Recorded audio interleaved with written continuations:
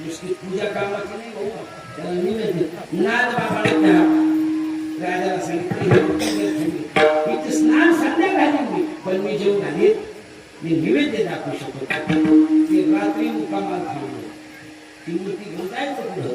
मग सकाळी त्या मूर्तीच्याच आसनावर विटेवर वाक्य पडलं तासा जीव घाला असतो. मला जीव घातलं तरी मी सेवा करणार आहे. त्याचा आणि देवाला आनंद झाला.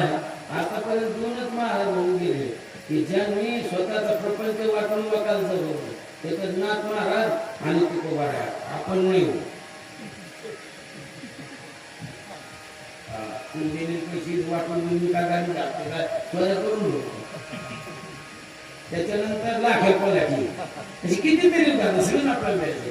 काय अधिकार उगाच दर्शन घ्यायचं. नाथ महाराजांचा शेतीचा उत्सव त्या काळामध्ये एक साधू होता अंबाजोगाई.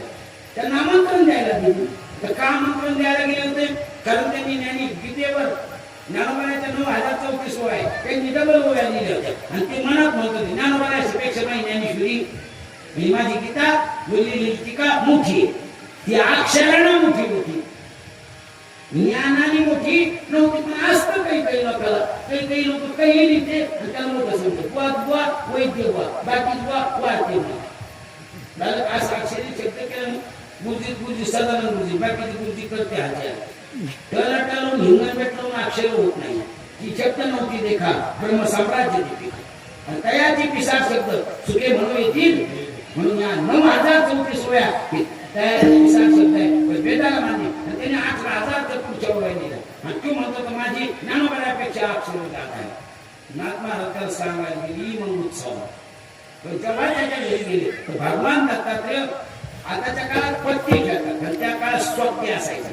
आमच्याकडे अजूनही काही जुनी मंडळी अशी म्हणजे आदित्य फुंडीचं कापडाचं असतं आणि अशा वाटीत कावड्या घ्यायच्या अशा टाकायच्या आणि ती खेळतात. त्याला सोप्या म्हणतात. ते सोप्या खेळत होते भगवान दत्तात्रय. नाथ महाराजाला घरात पाहिल्या बरोबर भगवान दत्तात्रय पळून गेले सोप्या खायला. दत्तात्रय पळून गेल्यानंतर स्वामीला त्यांनी सांगितलं या आपल्या श्रेष्ठीला होती पण आपले एवढे मोठे शिष्य आहे यांचं सगळी सोय झाली पाहिजे. जर सोय झाली नाही तरी भाड्या शेतीतून म्हणजे आपल्याकडे एकच माणूस असायचा त्याचं नाव श्रीखंड, त्याचं नाव ईश्वर. पण हलतो त्याची लोक घेत ते बघावं. मग अंबाजोगाईचे साधू पैठणला आले. जेव्हा पैठणला आले रोज नाथ महाराज कीर्तनाला आणि प्रवचनाला उभा राहिले तर दत्तात्रय म्हणून मागं उभा राहायचे. पुन्हा भगवान लागतात आणि तिकडे भगवान श्रीखंडानं त्याची खाणं पिणं आंघोळी सगळं पाहायचं. एक दिवस मुकुंदास स्वामी म्हणजे अंबाजोगाईच्या साधूने विचारलं चोप दाबा करे तू भगवान दत्तात्रय तू काठी घेऊन हिंडतो लोकांना शांत बसा म्हणतो, पंक्तीत हिंडतो, महाराजांचं काम ऐकतो, त्यांच्या चपला घेऊन जातो, भांडवल काय काही नाही. त्या दिवशी आपण स्वप्न खेळत होतो. नाथ महाराज आल्यावर तो पळून गेला आणि आज काही जमा होऊन आहे काम ऐकतो भांडवल काय गाडीला पण मालकाने खेळत बसायचं. म्हणजे नाथ महाराजाला भगवान दत्तात्रय मालक म्हणायचे. म्हणून निरोबाला म्हणतात निळा म्हणे देव रामे ज्याचे घरी दत्त चौकदारी. मग तिथं भगवान दत्तात्रय चौकदारी करतात, देव राखतो. म्हणून तुकोबा म्हणतात शरण शरण एकनाथा पायी माझा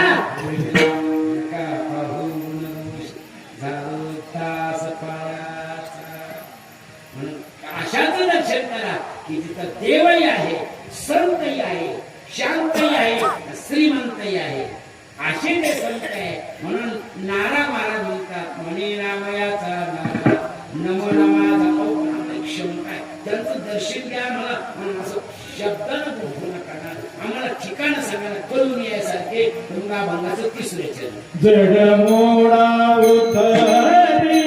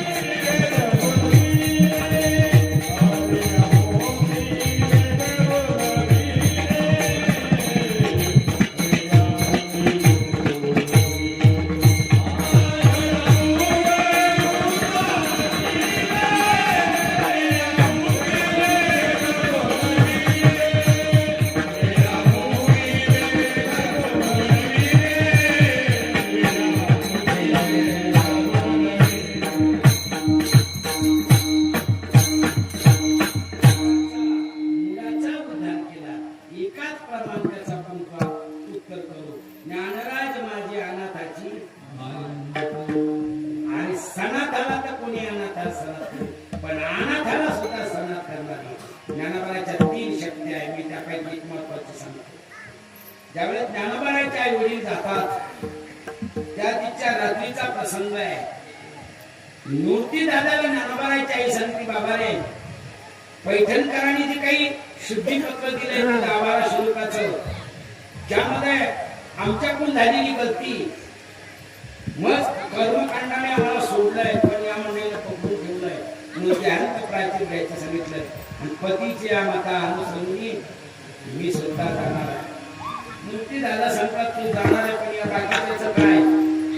मग आई ज्ञानोबारायच्या म्हणजे मूर्ती दादाला सांगते, आई किती होते मुलाचा देव कोणता? म्हणजे मातृदेव भव, पितृदेव भव. पतीचा देव, पत्नीचा देव कोणता? पती. माझा देव दुःखात आहे. हो, तुझा देव बी दुःखात आहे की नाही, तुम्हाला सोडून देऊ शकत नाही. पण मातृदेव मी सांगते तुला कसं सांभाळायचं. तू आईच्या हृदयाने ते का भावाला सांभाळायचंय ते मला वचन. म्हणजे मी सांभाळण्याचं वचन देतोय, पण अडचण एक आहे, यापैकी जुनी कोणी भलता झाटा केला तुम्ही पूर्ण करू शकणार.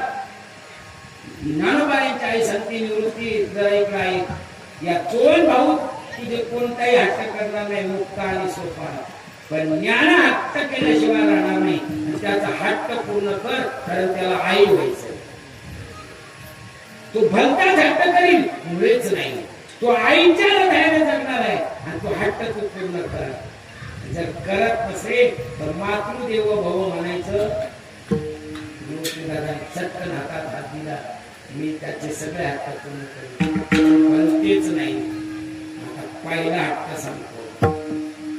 आई निघून गेली, ज्ञानोबारायला कळून चुकलं. आपल्याला उपजतात ज्ञानी आपण आहोत, आपल्याला ज्ञान काही घ्यायची गरज नाही, उपजत आहोत. पण मूर्ती दादा सांगतात ज्ञाना आपली परंपरा आहे, आदिनाथ गुरु माझ्यापर्यंत आले आणि तुला ते ज्ञान घ्यावं लागेल नाथपंथीचं. तुम्ही घ्यायला तयार आहे, पण तुमची परंपरा एक जर अवघड आहे. एकाने एकाला आणि एकाने एकाला दिलं, बाकीचं काय करायचं? म्हणजे एकाला एकाने द्यायची असेल तर ही परंपरा मला मान्य. मग मी ते सगळ्याला वाटून दे, मान्य आहे का? मूर्ती दादा म्हणले नाही. मग नाही तर मग मी उचलता नाही म्हणलं. अरे गुरुनी ज्ञान भावतात मला मान्य आहे आणि हेही मान्य आहे. मग मी तुम्हाला विचारतो, आईने जाताना काय सांगितलं होतं? माझा ज्ञान हट्ट करील ना? हो, कधी हट्ट केलं नाही. माझा पहिला हट्ट आहे, तुम्ही दिलेलं ज्ञान माझ्या मी या मुखाने श्रवण करी, या मुखाने सगळ्याला सांगेल. मान्य तर तुम्ही आईला वचन दिलं होतं मी मान्य करेन. आणि जर मान्य करत नसेल तर मी तुम्हाला प्रत्येक शब्दाला आढळी मातृदेव म्हणायचं. एका कीर्तनकारानं सुंदर आईचं व्याख्या केलं, सगळा समाज रडला. पण हे दोन पाकवाजे सारखे असत. कीर्तन संपलं, काही मंडळीनं पाकवाजे विचारलं काय कळतं तू कीर्तन? हे काय झालं? आणि काय महाराजांनी आई सांगितले? आज महाराजांमुळे आम्हाला आई कळली. तुला काय कळलं? ते मला महाराज कळला. कस काय कळलं महाराज? मी त्याच्या शेजारी राहिला.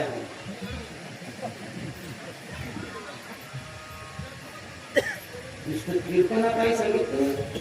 नुसतं मातृदेव म्हणून जमेल का? तिची इच्छा पूर्ण करायला लागेल.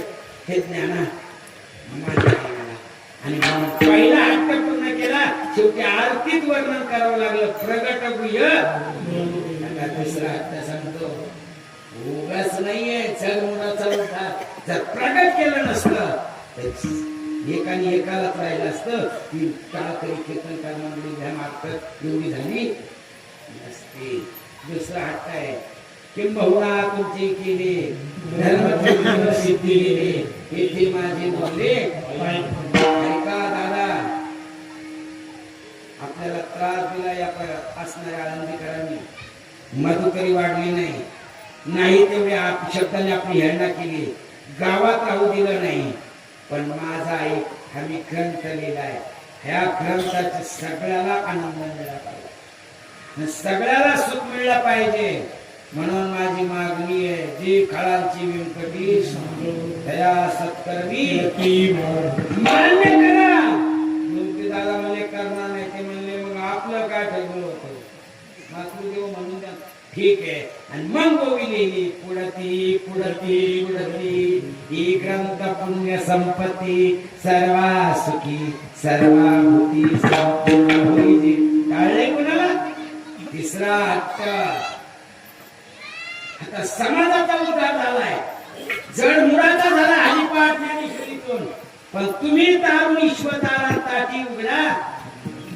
मग आता माझ्या स्वतःच्या आपल्याला पंढरपुरात कार्तिकी संपली, देऊळवाड्यात येतात, देवाला सांगतात देवा मला समाधी घ्यायची, ही कार्तिकी तुला ती कार्तिकी म्हणजे चालेल ती, पण तसं नाही. एका दंडाला तुम्ही धरायचं, एका दंडाना मूर्ती दादा धरायचं. मूर्ती दादा म्हणलं ज्ञान तुला कळतंय काय? वडिलाच्या आधी कनिष्ठानं जाणं उचित आहे का?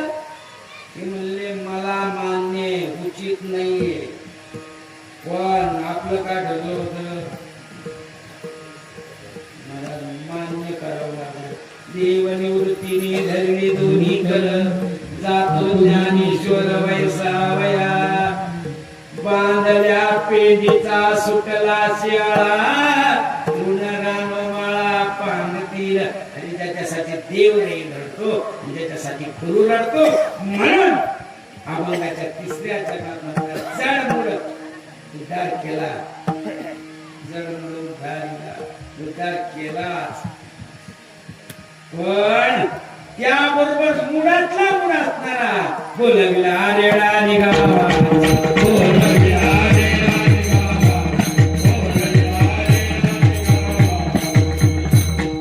रेड्याला सुद्धा बोलविला ही कर्तुम शक्ती. कारण रेड्याला कमीत कमी वाचा कळलं पाहिजे. एक म्हातारी डॉक्टरकडे गेली, डॉक्टरने आजी तुमचं काय दुखत होती? कसं काय झाले? चालायला गुडघे दुखत होते, उभा राहिले टाचा दुखत, म्हणजे चालायला तुमचे गुडघे दुखतात, उभा राहिले टाचा दुखतात. तुम्ही भितर चिटकून उभा राहिली, मोजली कसं काढून उभा राहा, मोजली कसं आजी काही मोठा आजी म्हणजे आजार नाही आजी तुम्हाला. तुमची उंची 5 फूट 3 इंच आणि तुमचं वजन 110 किलो. स्लॅबपेक्षा पिल्लर बारीक. स्लॅब झाला तर आईचे पिल्लर झाले 2.5 इंची, मग डुकू होऊन दुखणार नाही काय? डॉक्टर साहेब हसून जेतो दुखत त्यालाच कळत.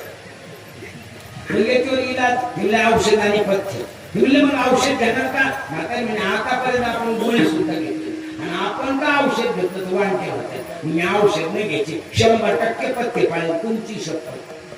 डॉक्टर म्हणे आजी तुम्ही माझी 100% पथ्य पाळणार? हो. मग जर 100% पथ्य पाळणार, मग सांगू तुम्हाला पथ्य सांगा की डॉक्टर साहेब. मग तुम्ही दिवसात किती टाइम जेवतात? की 2 टाइम. म्हणजे तुम्ही दिवसात 2 टाइम जेवतात? हो. एका टायमाला किती भाकरी खातात? की 3.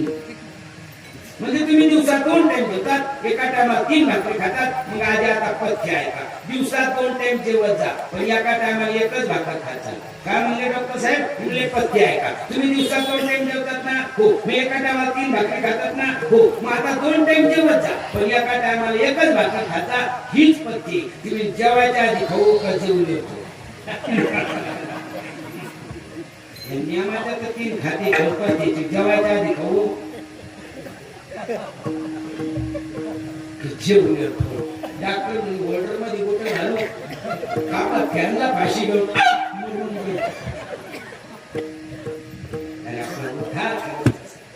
अशाचा दर्शन घ्या, त्याच्याकडे कर्तुम शक्ती आहे. जड मूळ उद्धरिणी रेड्यामुखी रेडा बोलून मला सगळं चरित्र सांगायचं नाही. ज्ञानदेव म्हणे बोल रे ऋग्वेद, ओंकार शब्द प्रणवाचा. ज्ञानदेव म्हणे तोच माझा आत्मा, सर्वासाठी रामदेव.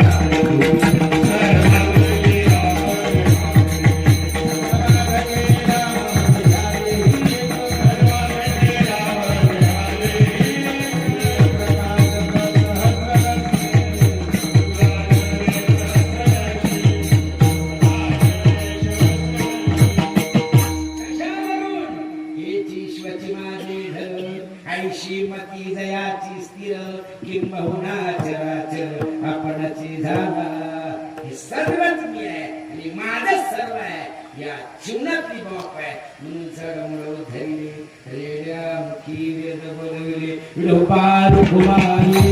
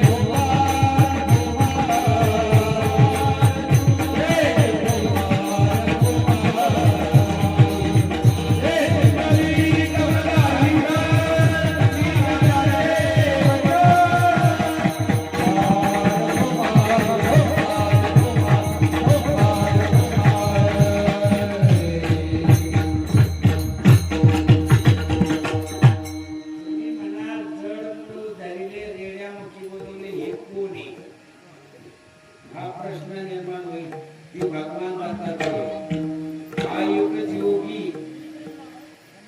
योगी पावनवनाचा सह्याप्रत योगी म्हणजे भगवान दत्तात्रय स्नान केले पांचाळेश्वरी ज्ञानदेवाच्या हृदयी दत्तात्रय त्याचा चालला मुद्रा लावली खेचरी चौचरणी अभंग खूप मोठा आहे म्हणून ज्ञानाबाला भगवान दत्तात्रयाचा अवतार आहे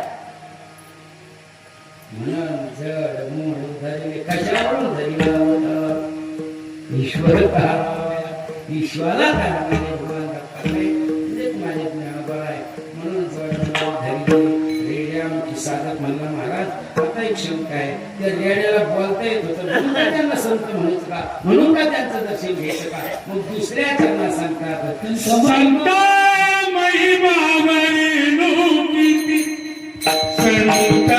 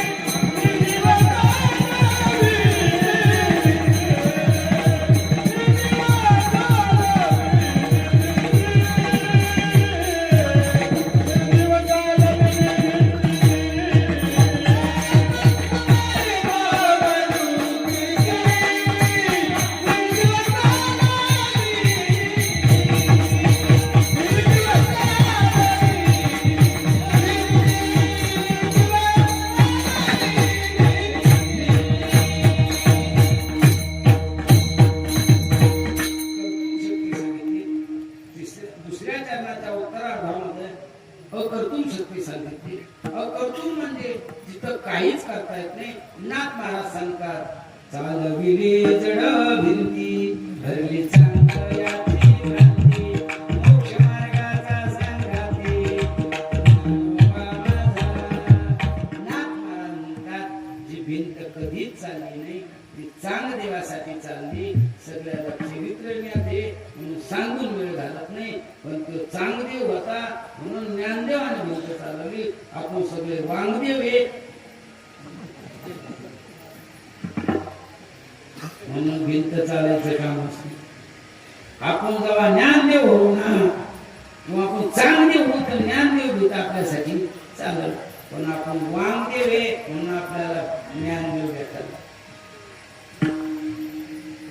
जे ज्ञानदेव ज्ञानदेवच म्हणून रेडा बोलवला कुठं बोलवला पैठणला बोलवला पैठणला बोलवल्यानंतर रेड्याला घेऊन ज्ञानेश्वरी आपल्या यज्ञाला निवासा पाठवलेली ती ती सांगितली ज्यांनी लिहिली सच्चिदानंद बाबा थावरे यांनी लिहिली. तो येताना श्रीरामपूर मार्गे आला फाटा लई बऱ्याच तिकडे गेल्याचंही वर्णन आहे. आणि मग येताना काळ्या फाट्याला गेला थांबला. ज्ञानोबाच्या लक्षात आलं कारण ज्ञानी याचा शिरोमणी वंदे जो का चिंतकाचा त्यांच्या लक्षात आलं याचाही महिमा वाढला पाहिजे. कारण थोर संतांचा महिमा ज्ञानोबाचाही महिमा वाढला पाहिजे त्याचाही महिमा वाढला पाहिजे म्हणून त्याच्या आळ्या फाट्याला आजच्या दिवसाला समाधी दिली. तो रेडा म्हणून बोलविला रेडा. पण त्या रेड्याला बोलायला लावलं एवढं सोडून गेलं नाही. बरेच महाराज लोक शिक्षाला बोलायला लावतात पण नंतर ते गुरुला विसरून असे कितीतरी कलावंत त्याला धापा टाकू टाकू टाकू टाकू त्याला चांगलं दाखवायच्या करतात. त्याने काय केलं एवढं तरी केलं.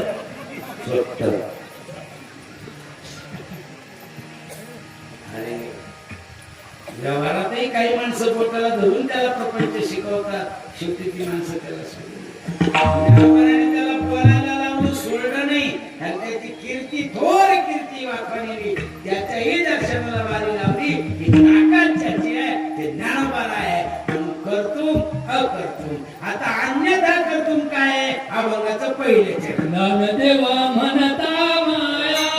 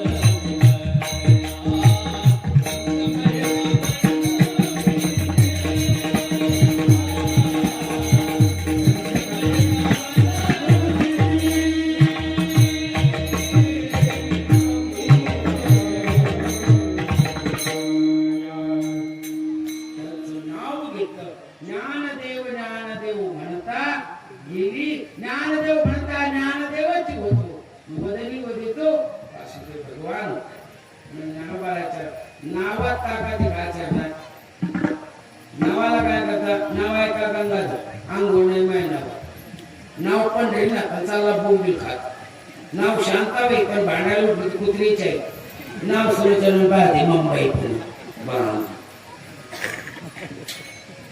ज्ञानोबाच्या नावाची ताकदच वेगळी. वासुदेव होईल नाही झाला वासुदेव तर मायाची. तू म्हणाल माया खरीच जाते का खरीच जाते. तू म्हणाल कशावरून आपण प्रस्थानपासून पंढरपूरला जातो ज्ञानोबाच्या सोहळ्यात.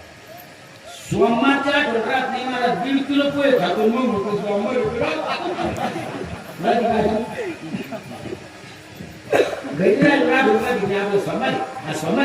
सोमवार वाट काही नाही. सोमवार नाही भिमार नाही पोहे खाण्यावर म्हणतो कोणी जर खाल्ले पोहे. आठव मायास 18 दिवस काही आठवत नाही. 18 दिवस एवढंच आठवत इथून तिथून आज वेळापूर बंडीशेगाव वाखरी गेलं माया घालवण्याचं समजा संतांच्या संगती गेलो सोमवार आठवत नाही. ज्ञानोबाचं नाव घेतलं की माया आली. माया किती बेकार एकच म्हणजे सांगतो 9चं कीर्तनाला इकडे जात त्या टाइम सोडायला लागत आणि सगळे कीर्तनाला नसते आले 9 ते 11 कीर्तनाला नेमकी ती जिगरजुई का ती 17 नंबर फॉर्म भरलेली राहते सगळी कशाचं परीक्षा 17 नंबरचं फॉर्म कॉलेजला येणं नको काय हरिपाठ नको काय नको शाळेला घेऊन चालला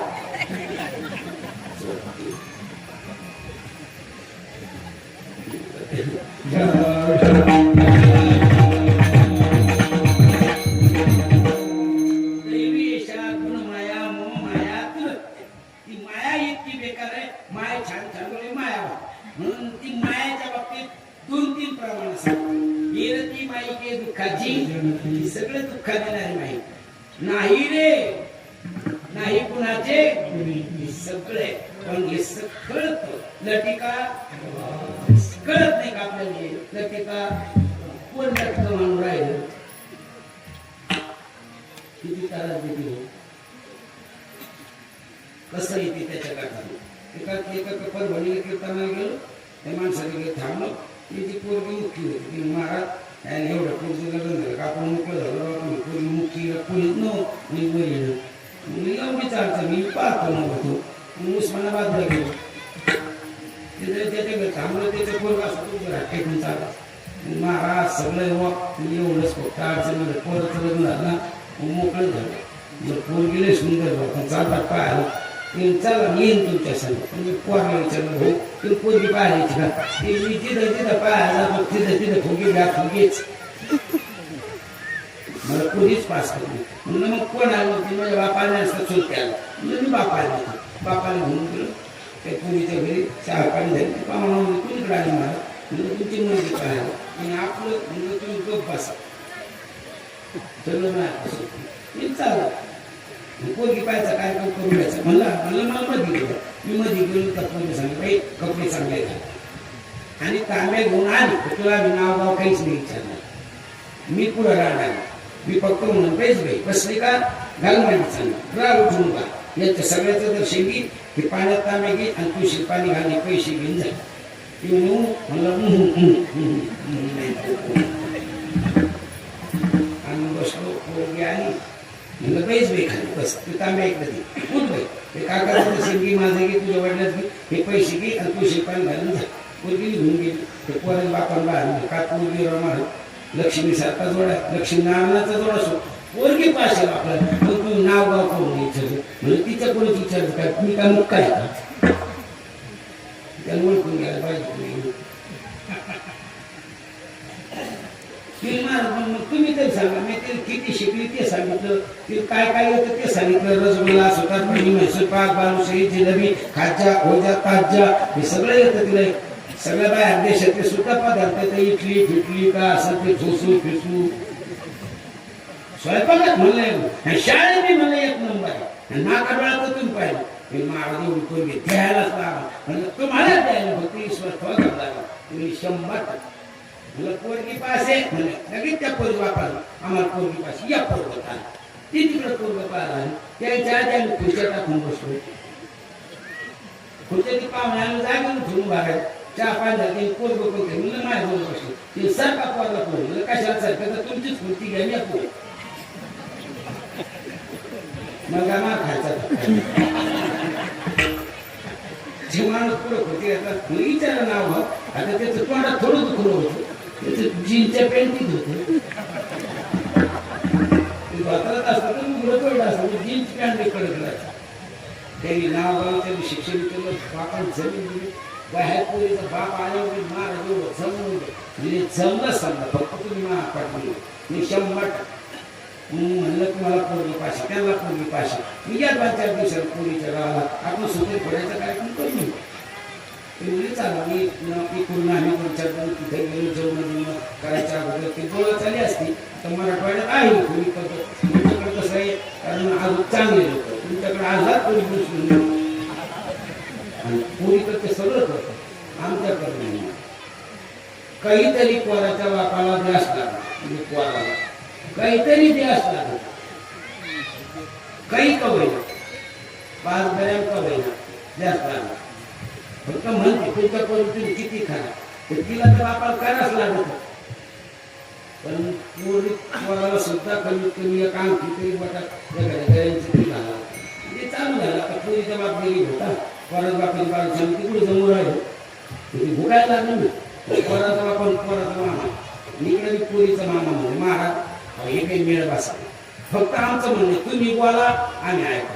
म्हणलं मी बोललो आजच लग्न लावला, तुम्ही बोलले का आम्ही आजच बोललो. म्हणलं मी बोललो तुम्हाला पैसे सगळे येत नाही, कपडे सगळे येत नाही, भाडे कपडे काही उपयोगात नाही. मग याच्यासाठी काय मोडायचं?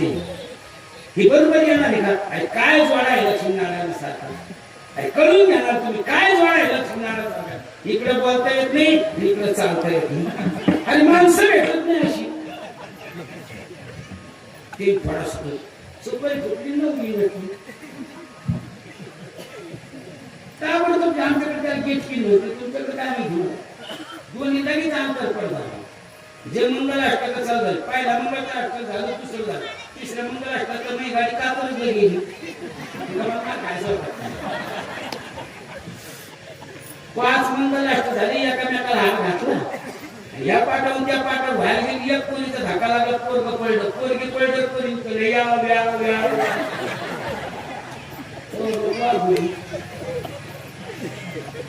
पोरगी मुखी पोरग लग्न झालं. ते जनार्दन जान जानी जनार्दन कशीला महाराज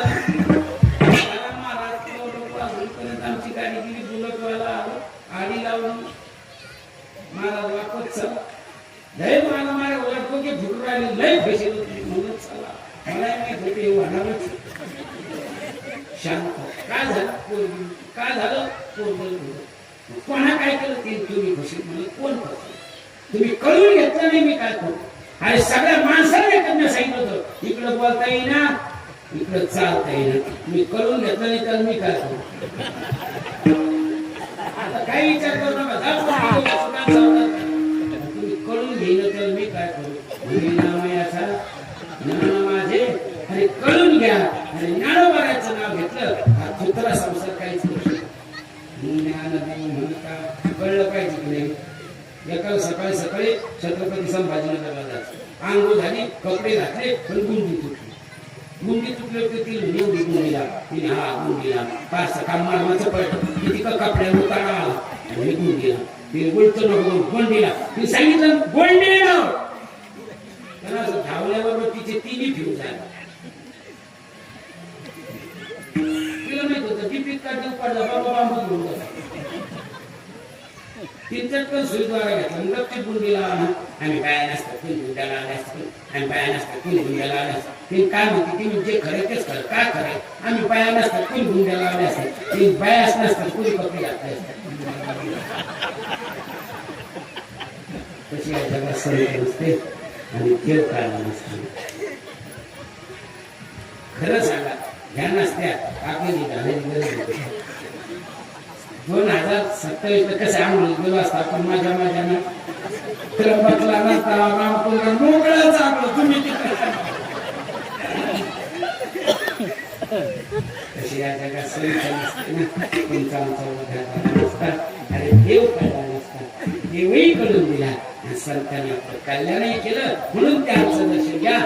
एकच प्रमाण सांगतो, संताची पायी त्याची माझी हित, तिने हा गोपाळ ज्ञानेश्वर